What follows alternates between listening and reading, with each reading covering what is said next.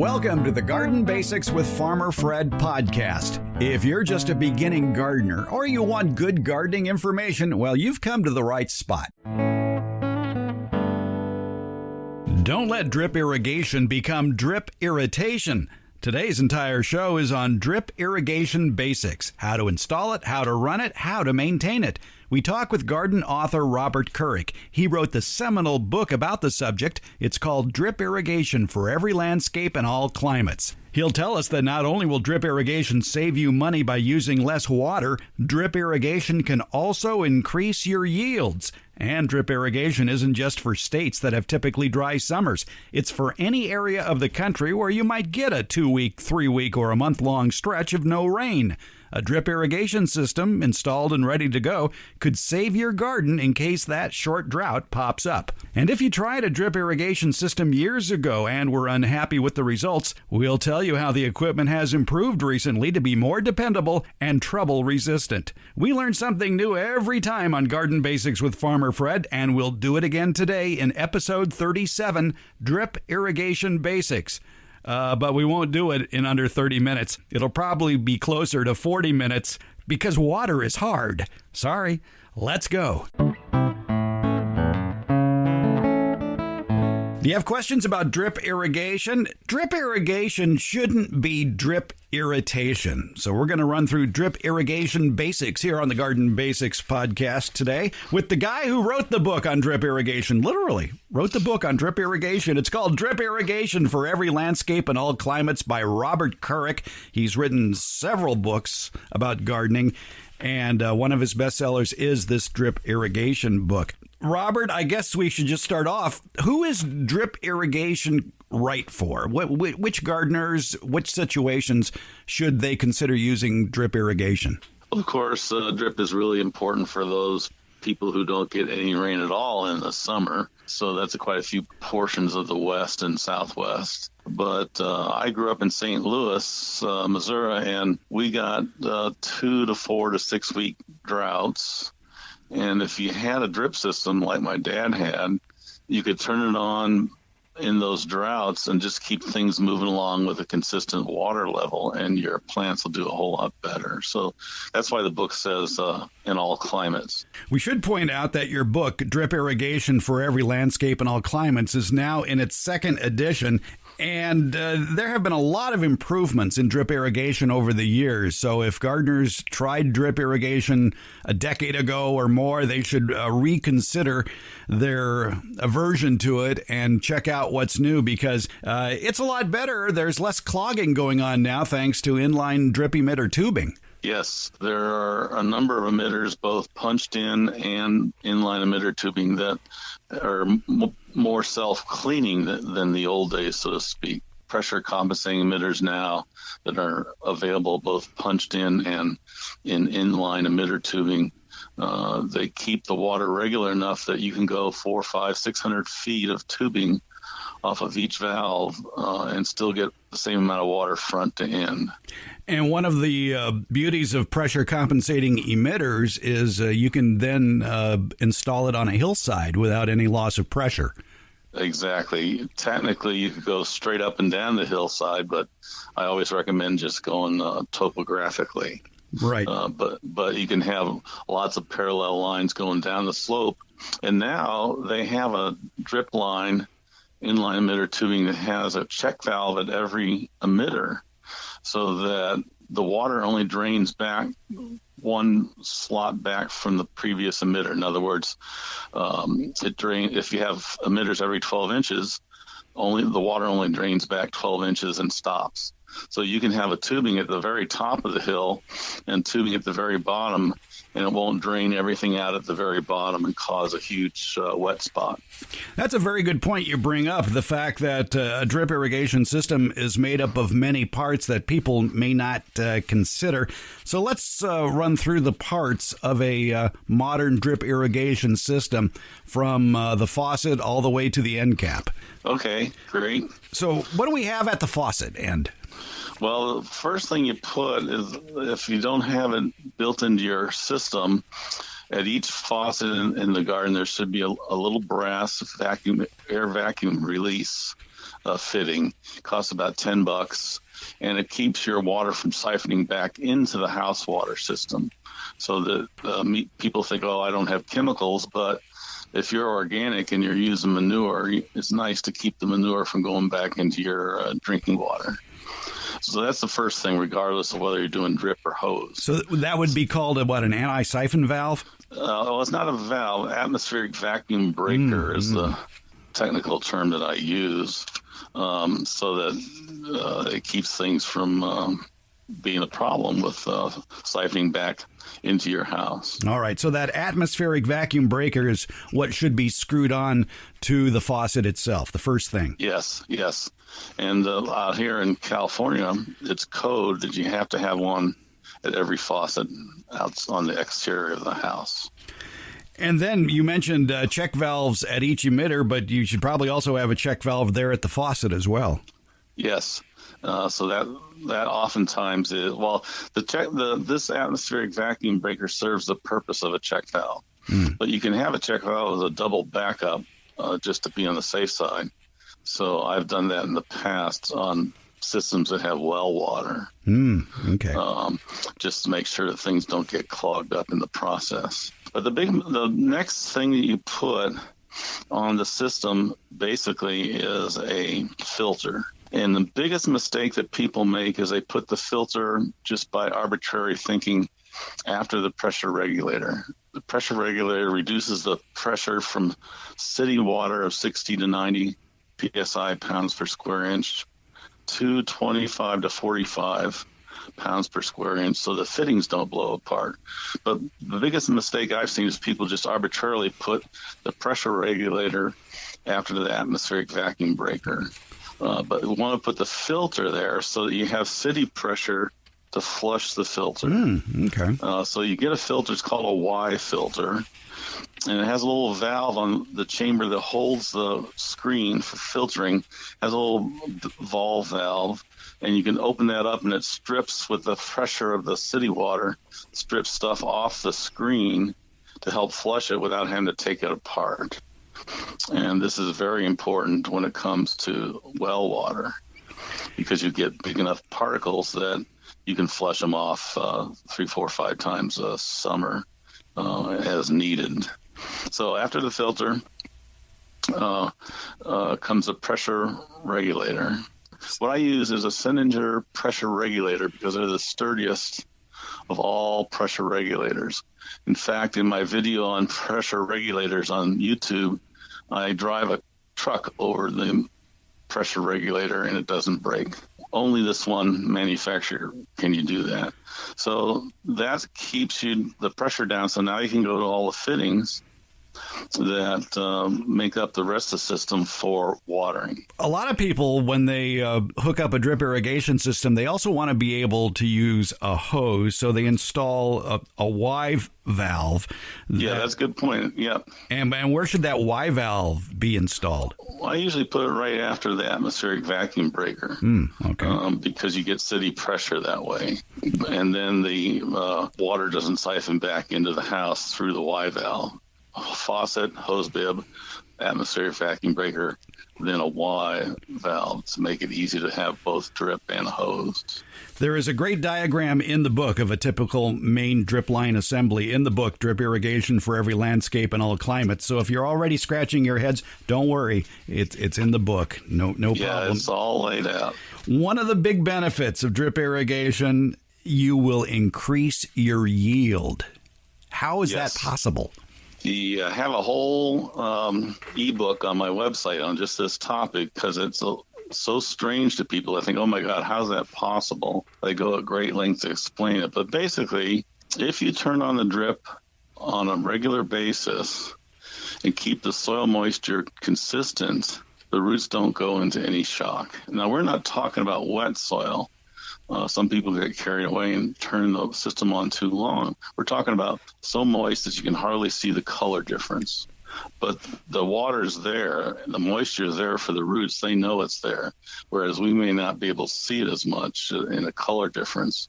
But the point being, if you maintain a consistent moisture level for the whole growing season, things never dampen down or stress out from too much water or stress out from too much drought between cycles. So that's where people say, oh, I'm going to water every Saturday or twice a month or once a month. Well, that puts you through these cycles of where the soil gets dry enough that the roots aren't happy. Then you have to run the system longer to get the soil moist again. And then oftentimes it gets too wet and the roots aren't happy because they're not able to get as much air. So the deal about getting greater yields is to turn the system on a frequent basis. And this is really hard for people to digest because they've always heard, oh, turn it on and off once a month or once a week or infrequently but deep. Well, most of the roots in the top 6 to 12 inches. So that's as deep as I worry about. I don't worry about 2 feet down or anything like that. But trees are vegetables. You do advise, though, before you go to this daily watering regimen, that you thoroughly soak the garden, especially if it's a raised bed. Make sure that the whole area is saturated, and then you can do that daily spurt, if you will. Yes. And so that means that once you know how to base the irrigation on the weather, you adjust the system to come on every day, but you adjust it for tiny amounts of water. It's like a lot of systems, I'm doing 1 to 3 minutes a day to keep things happy at the most. Sometimes you only need 15 minutes a day, depends upon the amount of water you need to apply. But the point being that this way of approaching it, you can get at least, on the average, 20% increase in yields. There's a woman in India that did chili peppers, and she used 38% less water, but she got a 48% increase in the yields. So it can be quite dramatic. One of the questions I get very frequently concerns people with raised beds, and they have a drip irrigation system, and they complain about how they have to go back and water by hand because the plants keep wilting or the production is down. And one thing that people forget is the footprint of water. And in a raised bed with all that nice loose soil in it, it's a very narrow footprint, a cylinder, if you will, that of water that descends into the soil.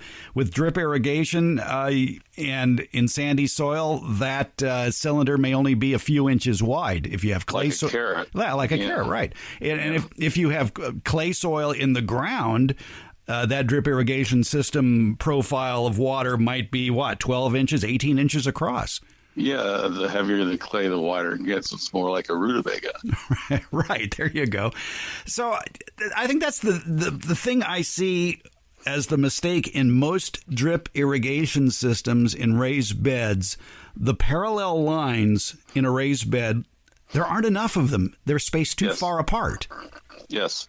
Basically, I try to get the equivalent of one emitter for every square foot. I use inline emitter tubing where the emitters are built inside the tubing, but they have to be pre-installed every 12, 18, 24 inches, depending on what you buy. So I use inline emitter tubing where the emitters are every 12 inches. On a 3-foot wide bed, I can get away with just 2 tubes, but on a 4-foot wide bed, I put 4 tubes. So the 4 parallel lines the whole length of the bed. So we're talking 12-inch spacing between the emitters, and I imagine these are 1 gallon an hour emitters? I tend to try to use half-gallon an hour emitters because it allows you to tweak it down to less time. Whereas if you need more water, you can always leave it on longer. But if you have a 1 gallon an hour emitter, it's a little bit harder to tweak it down to less time than a half a gallon an hour emitter. Now, this goes back to what I've said at the very beginning, that if you haven't tinkered with drip irrigation in a while, you may be saying, oh, are you kidding? Half-gallon emitters, they're always clogging. They're always jammed. That's why I go with 1 or 2 gallon emitters. Well, with the inline emitter tubing, there's usually a flushing system built into that emitter that's built into that half-inch tube that greatly reduces the amount of clogging you might see in a half-gallon emitter. Yes, they have what's called a tortuous path. and it's a zigzag pathway through the emitter. And every time the water hits a corner in that zigzag, it turns into a sideways tornado. So it keeps any silt or tiny specks of water in the water. It keeps that in suspension, so it goes all the way through the tortuous path or labyrinth and comes out through a much bigger hole than a lot of other emitters, because the pressure compensating is done internally in the emitter, not the size of the hole going out. And just to be perfectly clear for everybody, the inline emitter system we're talking about is built into the half-inch tubing. You can't see the emitter. It's just a tiny slot in the half-inch tube. And boy, oh boy, it sure is a lot less work. There's a lot less clogging going on. You're not going to accidentally break off an emitter with your weed whacker or step on it and break it. It's worth the investment. Yeah, I call it the most elegant drip irrigation system. You buy the tubing, hook it up at the filter pressure regulator, roll it out, flush it, and cap it, and you're done. You're not down on your knees for hours trying to punch in emitters. I had a client said, "Oh, we'll save some money. You just put the tubing out, and this Saturday we'll go out there and punch all the emitters in." And they spent 2 to 3 weeks going to a physical therapist to deal with their wrists after they spent one day trying to punch in all the emitters. I've done that, yes. Yeah, it's a lot. And a little tip, too, is when you go to unfurl that 100-foot coil of half-inch tubing, do it on a warm day so it will unfurl a little quicker, and maybe just briefly hook it up to your water system and fill it full of water so that the tube warms up and it'll straighten out. Yeah, good point. How often do you flush these systems? Well, in city water, maybe once a year at the beginning of the season. On well water, it depends on how dirty it is, but at least once a month to be on the safe side. But I had a friend with iron well. The water was full of iron, and when it gets into the air of the tubing, it precipitates out to particles. And so we had a filter with that ball valve so we could turn it on and flush it without having to take anything apart. And he forgot to do that all the time. So at the beginning of the year, when we flushed everything, we'd have to flush it for 15, 20, 30 minutes before we stopped seeing particles come out of the tube. But if you do it once a month or every 2 weeks, depending on how dirty the water is, you won't have that problem. Things won't build up. But he had a system we put in 25 years ago, and on a well with iron water, and we didn't find, out of 1,000 feet of tubing in his garlic farm, we didn't find a single emitter clog. Wow. Yeah. And I found that he told me near the end, he said, "I took away the filter 4 years ago because I was pissed off at cleaning it." Well, there is that too, yeah. And it still didn't clog. Wow. All right. Yeah, it's like I say, the improvements that have been made to drip irrigation systems over the years is phenomenal. So if you are reluctant to try it because you've heard of bad experiences of yourself or others of 10, 15 years ago, go back, try it again. Yep. Yeah. And the biggest improvement is this inline emitter tubing because, like you say, when you do punched in emitters, they break off or they get brittle in the sun or the heat. You hit them with a hoe. It's just a nightmare. I have friends that every spring they're out there on their knees looking for the holes in the tubing to patch up the hole and put another emitter in. And it takes hours. Can you bury inline emitter tubing under, say, mulch? You can. I always put my drip tubing on top of the soil and cover it with mulch so you don't see it. You can bury it if you don't have gophers. We have gophers where I live, and they'll just so-called smell the water and go straight for it. But in cities, my friends have city lots where there's no gophers. You can bury it 6-12 inches down and water just the roots, and you don't even see a wet spot on the surface because the roots are 6-12 inches down. They get well watered, and you can sunbathe on top of the soil while you're irrigating. One of the biggest tips I can offer anybody when it comes to drip irrigation is Wherever you bought your system, try to make sure they're going to be in business 5-10 years from now and will be carrying that brand, because the fittings sometimes differ from brand to brand. Yes. And one of the best things you can do is, if you're going to the hardware store, the big box store, or the irrigation supply store to look for fittings, is take a piece of the 1/2-inch tubing with you and make sure that whatever fittings you're looking at to buy, they will fit on that 1/2-inch tubing. Yeah. If you want to get technical, there's one tubing that's 16 millimeters in diameter, another one that's 18 millimeters. But if you get the spin lock fittings, they adjust to either one. It has a post that you impale the tubing onto, and it can adjust to the difference between the two different size pipes. So if you get the spin lock, you've dealt with that problem. Which is easier and which lasts the longer, the spin lock fittings or the internal fittings that you might connect the 1/2-inch tubing to? I like the spin lock for two reasons. One, they're very, very sturdy. They're high quality, thick-walled material, and they don't get brittle in the heat. And you can take the system apart and reconfigure things if you need to, so that you screw the little fitting over the tubing and it holds it tight. But then if you want to change things, you unscrew the fitting and pull the tube off the post, and you can reconfigure your system so you can use them over and over again. Right. What are the benefits and drawbacks of using 1/4-inch tubing? I don't like 1/4-inch tubing anymore, but that's because it has a tendency to clog from minerals. I have a city water here, and after 5 years, I'm finding white particulate matter on the exterior of the 1/4-inch tubing, and it's clogging randomly clogging some emitters. So I've had to go in and actually add more punched-in emitters in pottery to get the kind of water I need. The 1/4-inch does technically have a little bit of pressure compensation, but you really shouldn't run longer than 15 feet, maybe 30 at the very most off of one attachment. So if you have a 1/2-inch supply line of black tubing, solid drip irrigation tubing, you can punch 1/4-inch tubing in anywhere you want along that 1/2-inch, but where you punch it in, it shouldn't go any further than 15 feet, basically. Yep. So you don't get you can't go the 200, 400, 500, 600 feet you can go with inline emitter tubing.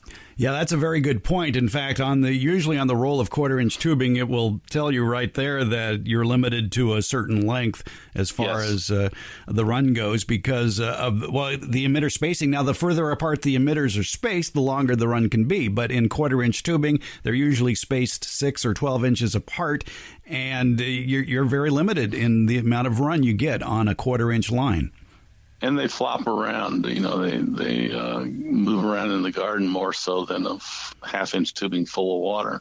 But the one advantage to 1/4-inch inline is that they do come in 6-inch intervals, whereas you cannot buy 1/2-inch inline emitter tubing, usually less than 12 inches spacing. So that if you have a very sandy soil and you've got that narrow carrot of a wet spot below ground, it works much to your advantage to have a 6-inch spacing. What about micro sprayers? I would see that as an advantage for sandy soil or for raised beds because it covers a wider area. Yes, they do put out more water, 8 to 12 gallons per hour, but you're also wasting water. Yeah, well, they make mist. I think they make, to my eye, more of a light mist than a Rainbird oscillating sprinkler, so that you're actually losing more water proportionally. The other drawback to those is that you have to keep them above the foliage. If you have a sprayer like that and you've got it in your tomato patch, it hits the foliage of the plant and just drops down. You got all these shadows on the other side of the plant that are not getting moisture. So it's hard to do with plants like tomatoes, but it works very nicely with lettuces. If one is looking for an online drip irrigation company, the DripWorks folks up in Willits, California, have a lot of different types of equipment you can use in drip irrigation. And speaking to this very problem you're talking about micro sprayers hitting the foliage and therefore not going as far, they have an interesting one that is sort of like an upside down V. It's on a stake, and the water comes out in a fan, a 360-degree fan, but it's pointed downwards at about a 45-degree angle, so you do get a wider berth of water down there. Yes. The reason I like DripWorks so much is it's a national access, and then they're prejudiced towards inline emitter tubing. They carry lots of other parts, but they really favor inline emitter tubing. And they have a type of tubing that I only know that only they seem to have it, where the interval is every 9 inches. So the sandier your soil, the more you go for the 9-inch spacing, not the 12-inch spacing. And they have videos online, too, to help you get through the construction process. Oh, that's good. Yeah. DripWorksUSA.com, I believe, is their website. And Leon, you're welcome for the free plug. Right. All right, let's get to the meat of the matter here of how long one runs a drip system, especially in a raised bed. And I like what you said before about thoroughly saturating the entire bed and then just putting spurts of water on just to keep the soil hydrated to what we like to call field level moisture. Yes. When I have a client that starts with a new garden, we do that. We water by hand everything down, and then we turn on the drip system that day. And sometimes it might only be on for 1 minute, maybe 3 minutes every day. Depends on the soil type and the plant type. But basically, the way you figure out all this, what seems to be complicated. Well, let me go backwards. When you read most gardening books, they say give it 1 inch of water, water 1 inch a week or whatever. So how do you convert that to drip? It's almost impossible to do the calculations. So in my drip book on page 83 is a chart that converts the amount of water you're going to apply to gallons, not inches. So that once you know how many gallons you need, you can control the system to supply that. And the way you figure that is sounds complicated at first, but the chart's very simple to use. But it's based on what's called evapotranspiration rate. Evapotranspiration is the water that's lost through evaporation from the soil and transpiration from the foliage, water lost by transpiration. And it's rated by 1 to 10 inches per month. In other words, on a really moderate climate or a wet January, your ET rate might be 1 inch a month or less. If you live in Palm Springs, it might be 10 inches per month or more. You need to know from your local farm advisor or master gardener what your ET rate is for the summer. And they'll give you a number that says, okay, 6 inches is the average where I live in Santa Rosa. So I use the column that says 6 inches. Once you know that monthly rate, in my case, 6 inches for the summer, you go down the chart and you can figure out how much water per square foot, every 10 square feet, every 100 square feet, 200, 300 in an acre. So in an AT rate of the summer being warm, using the 6-inch column, a 100 square foot bed of vegetables is using 13 gallons a day, every day. So that you need to replace that with the irrigation system to keep the plants at a consistent cruising along in an unstressed situation. So that once you know that you've got 13 gallons of water needed per 100 square foot, you can just do some little calculations in the back of an envelope and find out how long to leave the system on. So in my situation, I took a 4-foot wide by 10-foot long bed, and I put 40 emitters in that 40 square feet. Go through all the calculations. I don't want to do over the phone because it's too complicated to talk about. Yeah. But it ends up being using 1 gallon hour emitters to keep my vegetable bed happy. I need to run the system 7.5 minutes every day. So with half a gallon hour emitters, I run the system 15 minutes every day, which is a lot longer than a lot of people are used to doing. Now, if they water once a week, you have to do that 7 times 15 minutes. You're doing it every Saturday for 1 hour and 3/4 to equal what the plants lost through evaporation and transpiration. Folks, this is why we call Robert Couric the garden contrarian.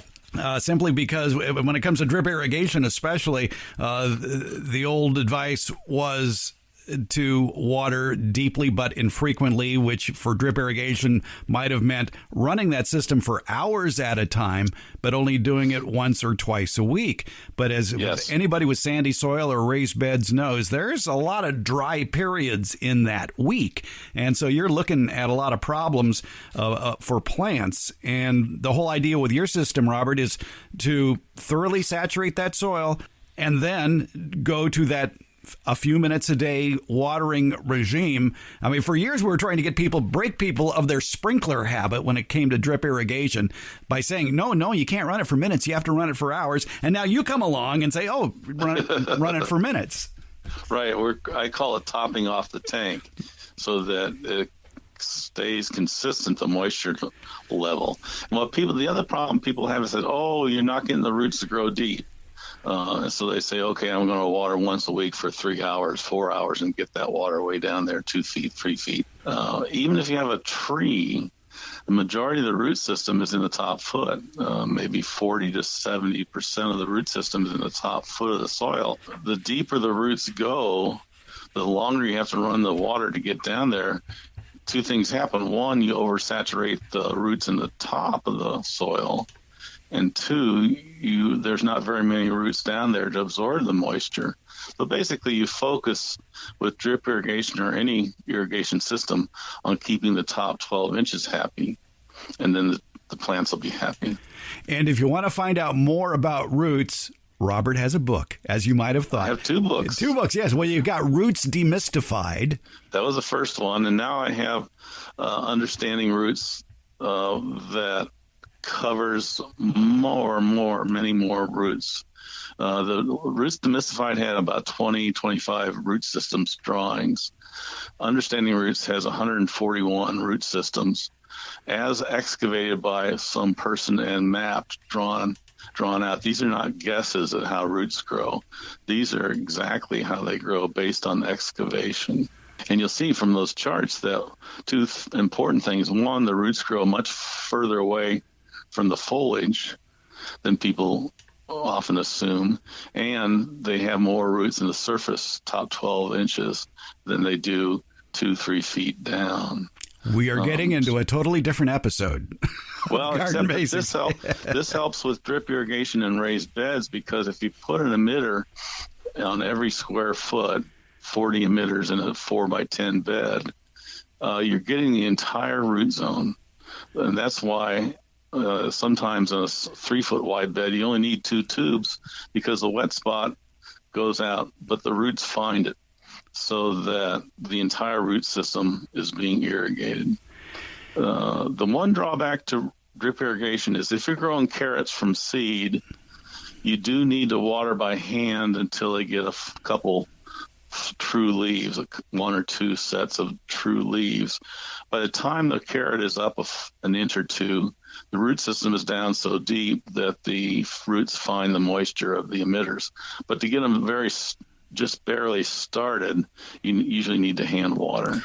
But that's one reason why at the Fair Oaks Horticulture Center, the Sacramento County Master Gardeners on their raised beds not only have that drip system installed to your specifications, I might add, but they also have sprinklers at each corner of the raised bed and 2 on the edges towards the middle for that very purpose. When they seed a new bed, they run the sprinklers to keep that seed bed evenly moist until they're up. Then they turn the sprinklers off and run the drip system.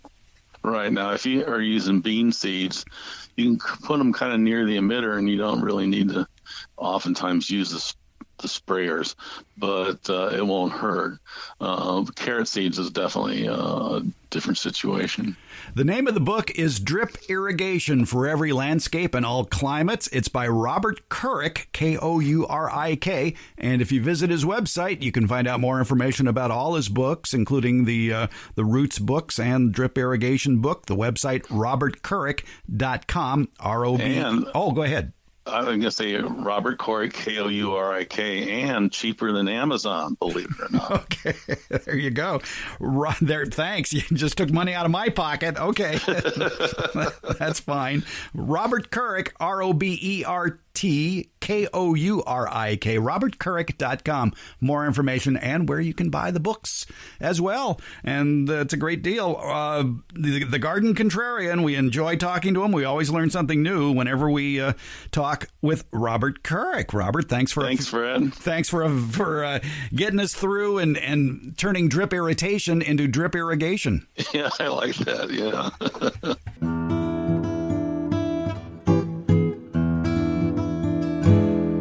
The Garden Basics with Farmer Fred podcast has a lot of information posted at each episode. Transcripts, links to any products or books mentioned during the show, and other helpful links for even more information. Plus, you can listen to just the portions of the show that interest you. It's been divided into easily accessible chapters. And you'll find more information about how to get in touch with us. We have links to all our social media outlets, including Facebook, Instagram, Twitter, and YouTube. Also, a link to the farmerfred.com website. That's where you can find out more information about the radio shows. You remember radio, right? Now, if the place where you access the podcast doesn't have that information, you can find it all at our home podcaster, Buzzsprout, buzzsprout.com. Just look for the Garden Basics with Farmer Fred podcast. You'll find a link to it in the show notes. Garden Basics comes out every Tuesday and Friday, and it's available just about anywhere podcasts are handed out, and that includes Apple Podcasts, Google Podcasts, iHeartRadio, Overcast, Spotify, Stitcher, TuneIn, and hey Alexa, play the Garden Basics with Farmer Fred podcast, would you please? Thank you for listening, subscribing, and leaving comments. We appreciate it.